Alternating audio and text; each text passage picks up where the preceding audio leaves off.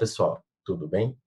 Hoje nós vamos apresentar a nossa primeira aula do módulo 1 da unidade 1 da disciplina de Técnicas Avançadas de Desenvolvimento de Software.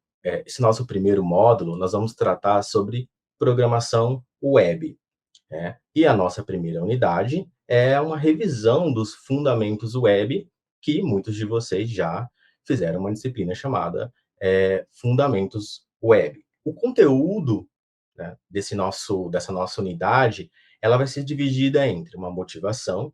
Então, eu vou explicar para vocês alguns elementos do que é a técnica, ou que são, né, as técnicas avançadas de desenvolvimento de software hoje em dia.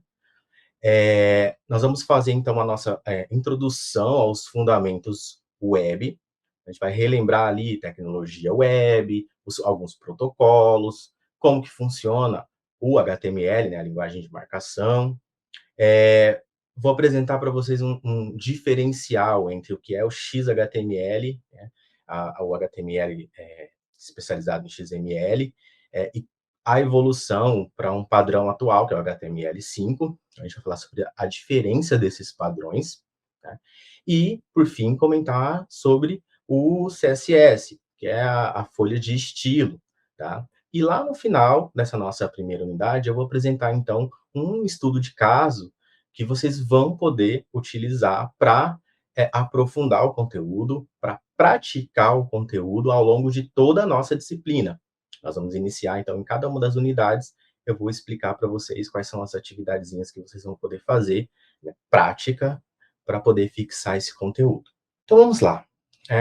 As técnicas avançadas de desenvolvimento de software, elas são repletas de ferramentas, de tecnologias, e enquanto a gente está aqui estudando, provavelmente deve estar surgindo alguma coisa nova, alguma coisa que daqui a alguns anos vai tomar conta do mercado, vai ser algo que vai ser muito utilizado. Então, é muito interessante, quando nós pensamos em técnicas avançadas, o mais interessante é entender todo o conceito, todo o fundamento do que é que nós estamos lidando, né? Do que é que nós estamos falando. Porque a partir do momento que você entende todos os conceitos, a gente consegue melhorar aquilo que nós aprendemos, nós conseguimos aprender novas ferramentas e novas tecnologias, o que na nossa área é algo extremamente importante. Muitos desses conteúdos, dessa lista que eu estou apresentando aqui para vocês agora, né, nessa pequena motivação, ela não é explicitamente um conteúdo ou um tópico dentro dos módulos seguintes na nossa disciplina. Então, é algo que eu quero trazer aqui para vocês, né, para que vocês percebam que hoje em dia, né, muita coisa nova surgiu ali nessas técnicas avançadas do desenvolvimento de software. E mesmo não sendo estes um dos elementos que nós vamos abordar mais explicitamente na nossa disciplina, eu gostaria que vocês depois pausassem, né, a aula, dessem uma olhadinha sobre esses conceitos, o que é esses conceitos. Alguns, provavelmente, vocês já devem ter visto em alguma outra disciplina, outros são um pouquinho mais avançados, mas vocês conseguem ali dar uma pesquisada, entender o que é. Então, quando a gente fala hoje em dia de técnicas avançadas de desenvolvimento de software, a gente fala muito de ágil, né? Ágil como uma metodologia de desenvolvimento. Hoje em dia não é somente uma metodologia de desenvolvimento, mas é toda uma ideia, né, que se tem em enfatizar a colaboração, enfatizar a entrega de um projeto, né, realmente concluído, daquilo que se realmente deseja. A ideia, então, de uma metodologia ágil que iniciou, né, dentro do desenvolvimento de software, mas hoje em dia é uma ideia que está impregnada em quase todas as organizações, em quase todos os tipos de projetos, não somente no desenvolvimento de software, que é uma ideia de você conseguir se adaptar facilmente às mudanças. Tá? Então, o desenvolvimento ágil ele surgiu ali nessa ideia, né? Como veio da indústria de software, justamente na ideia de você conseguir se adaptar às mudanças. As mudanças do quê? Né, do desenvolvimento de software? Dos requisitos, daquilo que se exigia, né, que o software realizasse. Um outro item bem interessante e é moda hoje em dia na indústria, né, que é o DevOps.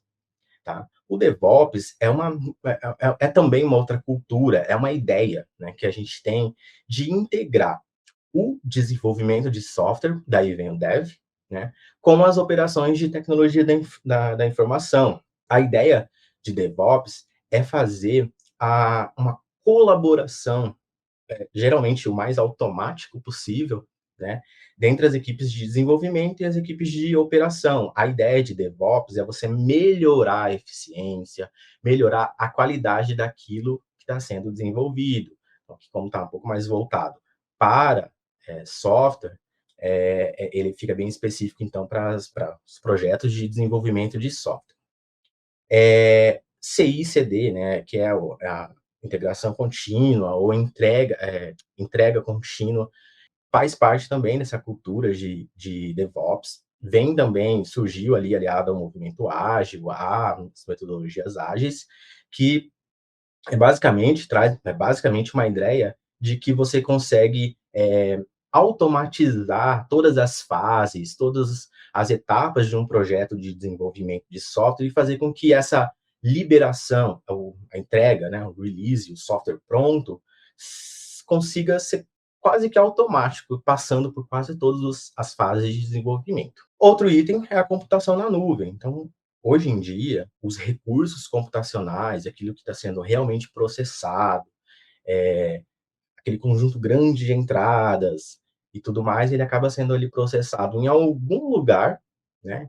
Geralmente em data centers de grandes empresas, que tenham serviços de nuvem. Basicamente, um serviço de nuvem é esse recurso grandioso, né, computacional que fica disponível, e geralmente não é um recurso local, ele está disponível e ele é acessado por meio, né, da internet. Outro item muito interessante para a gente tratar em técnicas avançadas de desenvolvimento de software é a containerização, né, transformar em containers, né, e a orquestração. É uma palavra difícil, né? As tecnologias, hoje em dia, de containerizar alguma coisa, é o que permite que a gente empacote, né, os aplicativos, as bibliotecas, todos esses ativos de software, né, e disponibilizar e oferecer de acordo com os requisitos, de acordo com o que se espera, né, de acordo com o que está sendo desenvolvido. Esse empacotamento, ele não é só em ativos como código-fonte, biblioteca, os jars, enfim, mas ele é todo o ambiente. Então, a gente pode empacotar ali, é muito comum hoje em dia, e nesse ponto nós veremos lá no último módulo, nós empacotarmos todo um ambiente, né, para oferecer como um servidor em um microserviço, por exemplo, e tudo mais. Então, aí a gente ainda vai falar um pouquinho disso na nossa disciplina.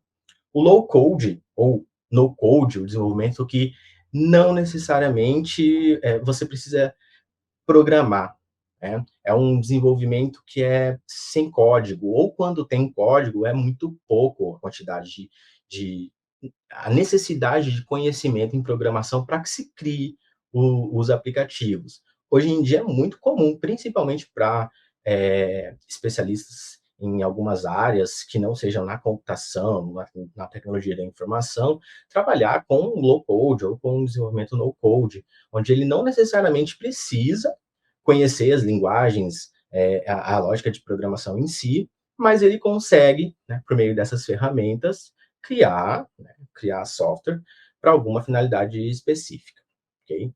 E aí algo também que é muito atual hoje em dia, que está relacionado com as técnicas, são os testes baseados em inteligência artificial, toda a ideia de automação, de aprendizagem de máquina e a própria inteligência artificial em si utilizada, né, para o desenvolvimento.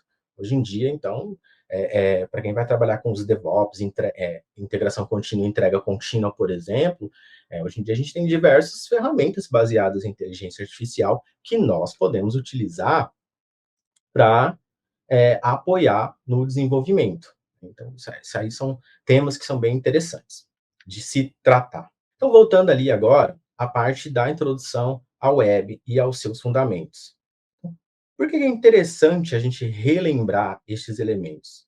Quando a gente fala de desenvolvimento avançado, hoje em dia, isso está muito fortemente ligado ao desenvolvimento de aplicações web. ao desenvolvimento de aplicações que estarão hospedadas, estarão disponibilizadas na nuvem, em um servidor que não seja um servidor, que não seja uma máquina local, e nós precisamos então fornecer meios, ferramentas para que essa aplicação consiga ser acessada e utilizada. Então, não tem como a gente fugir hoje em dia de web, ok? É, então é interessante o quê? Se atentar sempre, né?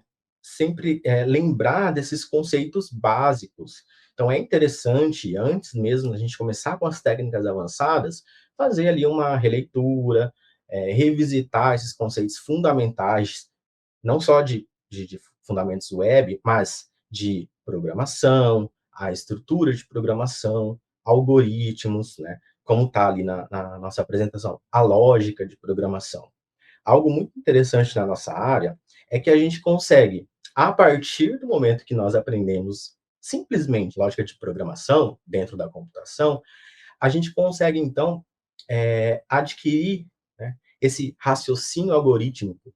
E a partir daí, nós temos uma facilidade muito grande de aprender diversas outras linguagens de programação que vão surgir ao longo desse tempo aí. Então, de hoje ao futuro, nós vamos aprender diversas outras linguagens de programação. Né? E isso é muito importante, porque a gente se mantém muito atualizado com as tecnologias que vão surgindo. Um outro ponto interessante que é ter um entendimento do ambiente web, entender quais são essas peculiaridades dentro de um ambiente voltado a esse modelo cliente-servidor. Tá? Isso é muito importante. Entender essa arquitetura, como que é que ela funciona, quais são os protocolos envolvidos, toda essa coisa de manipulação de eventos, manipulação do que é apresentado para o usuário, o que é realizado no servidor, o que é realizado na nuvem, como que a gente retorna, como que a gente apresenta esse tipo de informação. Toda essa ideia do entendimento do ambiente web, ele é muito diferente de um software tradicional, um software não web. Então, a gente tem que levar em consideração todas essas características aí que estejam envolvidas ao ambiente web. Um outro quesito é a questão de segurança. A gente está falando de aplicações distribuídas, aplicações que muito provavelmente vão lidar com dados na nuvem ou no servidor, ou a recepção desses dados por meio de uma interface que está do lado do cliente e vai ser enviado para o servidor, vai ser enviado para a nuvem. Então, é interessante se tratar, conhecer, né, mesmo que de forma básica, todas as práticas de segurança para evitar, então, as vulnerabilidades que todo esse ambiente web pode nos oferecer. Respeitar sempre os princípios básicos. Então, antes mesmo da gente iniciar técnicas avançadas, a gente tem que entender qual o princípio básico de programação, como que eu vou trabalhar com modularização, reutilização de código, quais são as boas práticas para o desenvolvimento,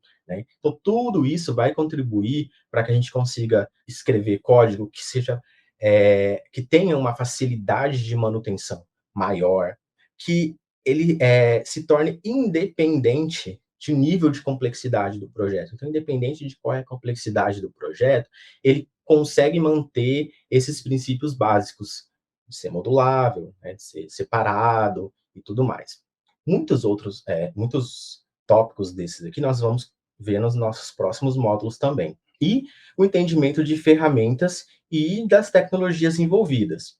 Então, para que vocês entendam, né, é muito difícil, por exemplo, nessa primeira unidade da nossa disciplina, apresentar todos os conceitos que fazem parte desse fundamento web.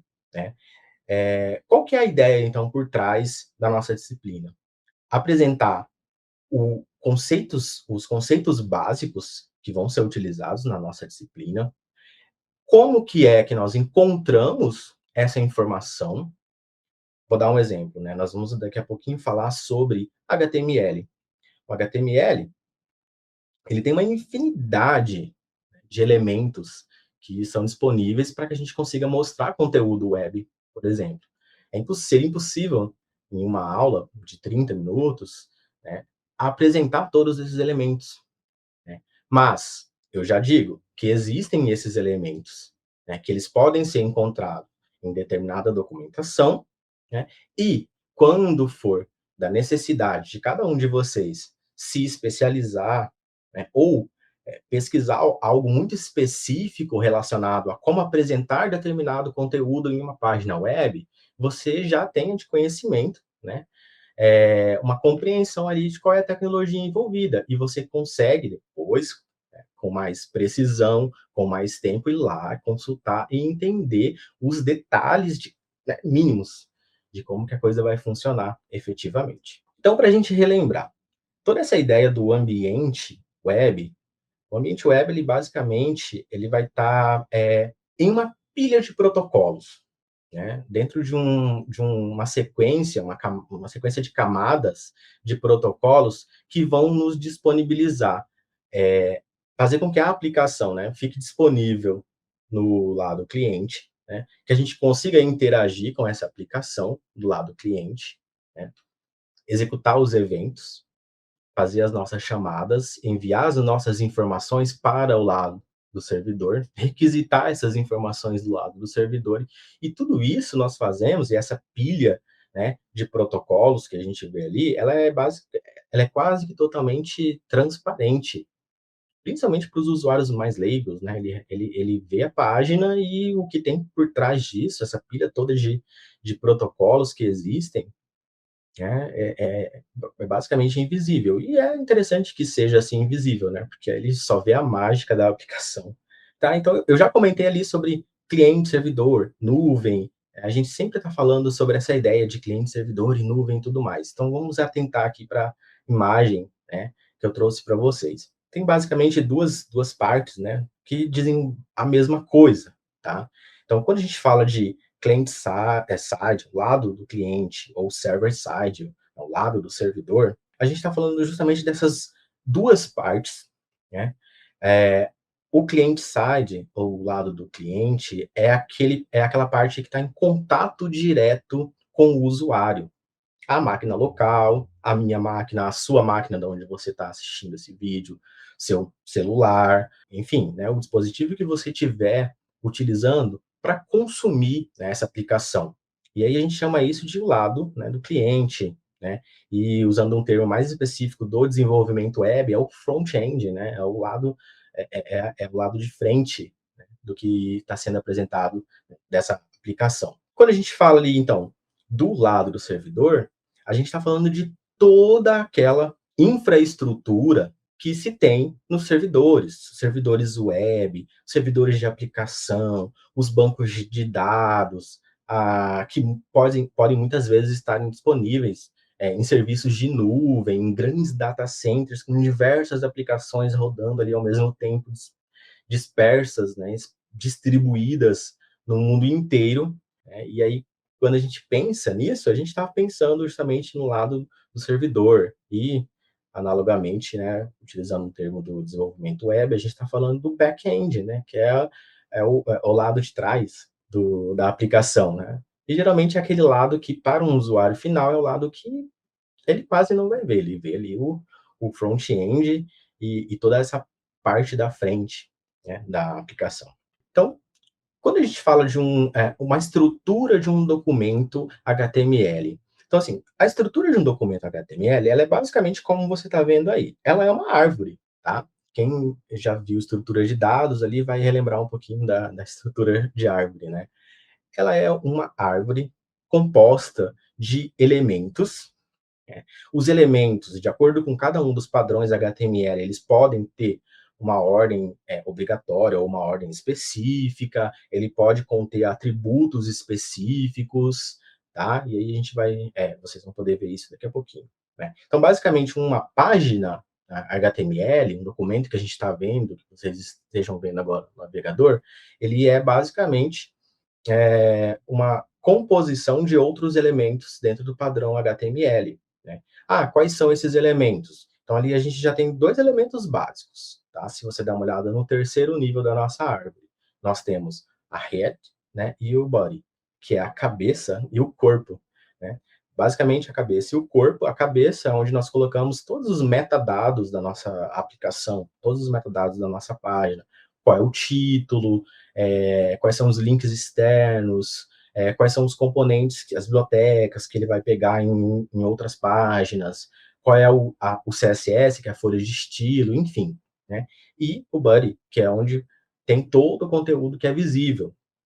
E ali dentro dele pode ter uma infinidade de elementos de acordo com o que nós queremos apresentar nessa nossa aplicação web. Então, aqui eu trago para vocês um exemplo, aquele mesmo exemplo, né, da árvore, só que de forma como se ela estivesse sendo renderizada num navegador, né? E também trazendo alguns dos elementos os novos elementos que são utilizados no HTML5, no padrão do HTML5, onde você tem algumas seções e elementos novos para simbolizar, para dar um ambiente mais semântico para aquela aplicação que está sendo mostrada para o usuário. Então, ali nós temos o elemento que se chama header, né, que é o cabeçalho, um section, que vai mostrar todo o conteúdo principal do que está sendo apresentado. Nós temos o elemento nav, que vai corresponder à navegação, footer, né, que pode corresponder assim como tem o cabeçalho, tem o rodapé dessas informações, e basicamente a gente mostra ali como que ele está sendo mostrado, tá? Então, quais são os fundamentos e quais são os elementos e a estrutura que é interessante a gente lembrar ali quando a gente estiver falando de HTML? Quais são as tags para texto, as tags para apresentar conteúdo, as tags, né? Sempre que a gente estiver falando de tag, a gente está falando de algum elemento HTML, que ele tem um nome, né? Ele tem uma tag, que é uma label, né? É o nome que ele tem. A tag para layout, para tabela, quais são as específicas para formulário, né? Como eu apresento títulos, parágrafos, o cabeçalho, tags para outros elementos como enumeração, a apresentação de mídia e qualquer outro elemento, como que eu faço comentário nos meus códigos e tudo mais.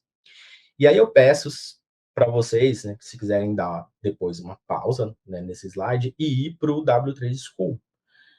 Lá, vocês vão poder, além do conteúdo que vocês têm disponibilizado na biblioteca e a página do livro-texto da disciplina, vocês conseguem verificar, como eu disse, né, todos esses elementos que o HTML vai nos disponibilizar.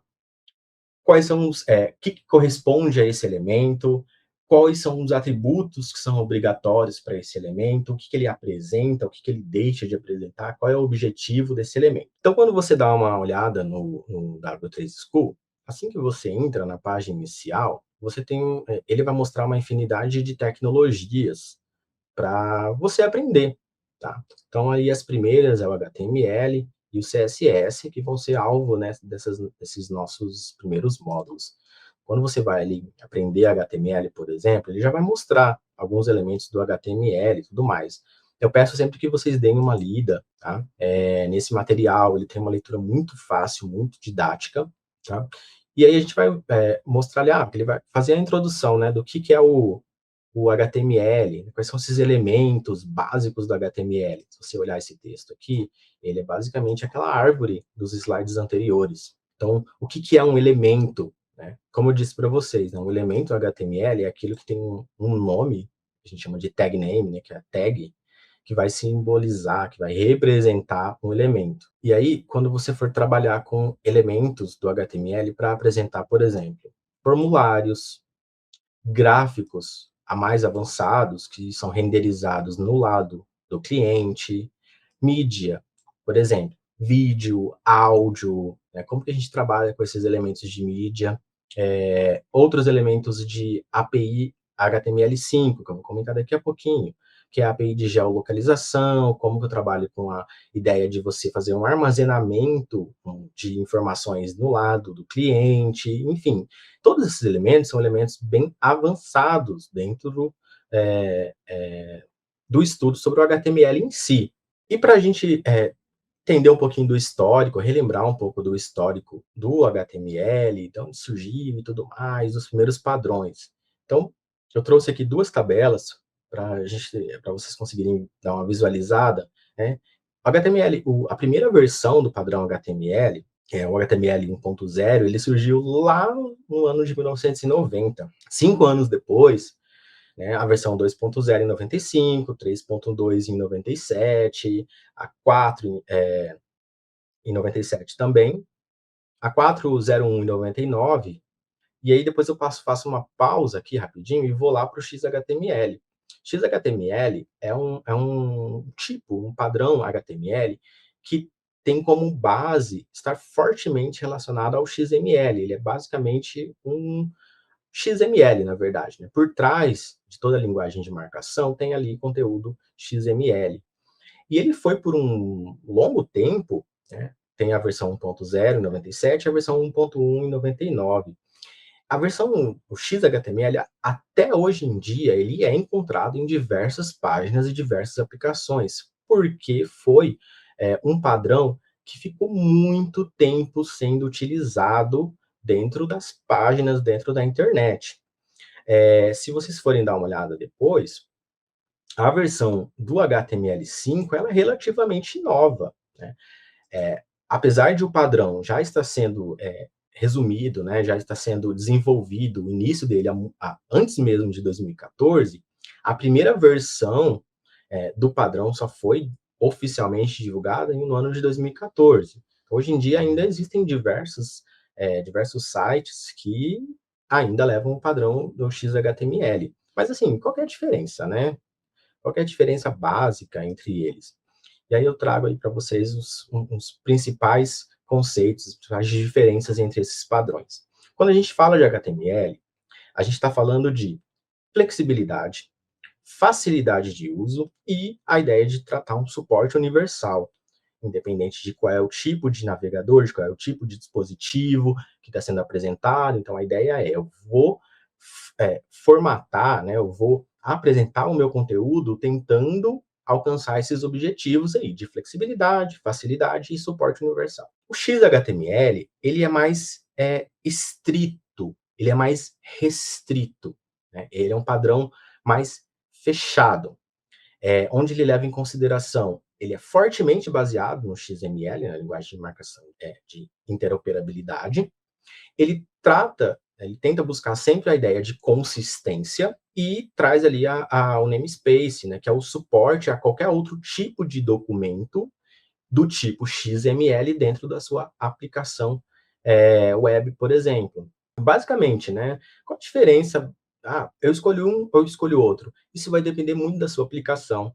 Vai depender de, uma aplicação que necessita de um código mais estrito, mais conceitualizado, com regras mais rígidas, né, de desenvolvimento. Então, provavelmente, XHTML vai ser mais indicado ao HTML5, por exemplo. E aí, quando a gente fala do HTML5 em si, que é esse último padrão, né, disponibilizado pela W3C para aplicações web, o que ele traz ele de novo que os outros padrões não traziam? Então, ele traz uma sintaxe muito mais limpa para apresentar o conteúdo, né? Compatibilidade nativa com dispositivos móveis e com outros dispositivos, né? As tags semânticas, que são aqueles elementos que representam partes de conteúdo, né? O menu com a neve, o header, né? com o cabeçalho da seção e tudo mais. A áudio e vídeo integrado dentro do seu padrão, e algumas outras tecnologias, como o armazenamento local, o storage local de armazenamento, as APIs que vão fornecer elementos de geolocalização para as aplicações web, e a gente sempre, quando a gente vai falando de HTML, a gente está falando do lado do cliente, tá? E as de gráficos e de animações, que são aqueles elementos que podem ser renderizados ali do lado do servidor, ok? Outros elementos, a melhoria na interatividade, tá? As APIs de comunicação, um grande aprimoramento nos elementos relacionados aos formulários, né, ao como que os dados são obtidos por meio de um formulário na internet e tudo mais, e junto com aqueles elementos, né, de partes semânticas, as tags semânticas do HTML, ele acabou também fazendo um aprimoramento na semântica em si de toda a aplicação, de tudo aquilo que é visível ao lado do cliente, tá? Então, para a gente resumir toda essa parte do HTML5, do HTML em si, existem diversos elementos no HTML que vão poder ser utilizados para fazer toda a interface de uma aplicação web, né? Ninguém vai conseguir, né? Poucas pessoas vão conseguir de cor conhecer todos esses elementos, todas as regras relacionadas a esse elemento. Mas sempre que você precisar conhecer um elemento específico, quais são os atributos desse elemento específico, apresentar determinada situação, determinada regra, determinado elemento numa aplicação web, você sabe, eu vou lá no padrão HTML e vou buscar, né, qual é o elemento que eu preciso apresentar e resolver aí um problema da sua aplicação, que você estiver programando. E aí, indo ali para o CSS. Em relação... O CSS está muito relacionado ao HTML. Então, a ideia do CSS, né, que é essa folha de estilo em cascata, é fazer uma definição de como que aqueles componentes do HTML vão ser mostrados no dispositivo ao qual ele está sendo acessado, né, no cliente. Essa parte do CSS eu vou deixar ela bem, bem pequena na nossa apresentação, e vou pedir para que vocês, assim como no HTML, dêem uma olhada lá no W3 School. Então, o que é o CSS, né? O que o W3 School vai dizer aqui para a gente do que é o CSS? Ele é basicamente uma linguagem que a gente utiliza para estilizar, para formatar uma página HTML. Né? Ele significa, né, a folha de estilo em cascata. Ele vai descrever como que os elementos no HTML vão ser apresentados. Eu tenho uma demonstração bem interessante aqui do CSS no site deles, que com um clique você pode mudar a apresentação disso aqui que vocês estão vendo. Ó. Então, ó, cliquei em um estilo, né? É o mesmo conteúdo. Se você der uma olhada depois, pausa o vídeo, dê uma olhada depois lá no código-fonte, você vai verificar que não há chamada de página web, né? Não dá uma chamada para uma atualização na página. O conteúdo está sempre ali.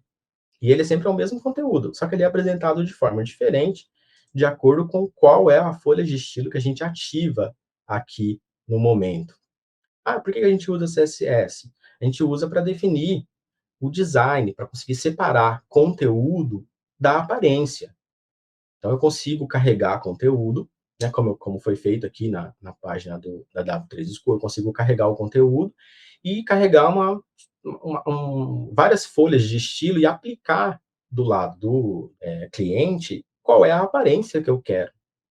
Então, como que a gente faz isso no CSS? A grande sacada do CSS é conseguir identificar, ou seja, selecionar um elemento, e essa seleção de elemento, ela é feita basicamente com o que nós chamamos de seletores. O seletor, ele vai indicar qual é o elemento HTML na qual você quer apresentar, né, ou declarar que você vai determinar qual é a formatação que ele vai ter, quais são as propriedades que ele vai ter e qual é o valor dessa propriedade.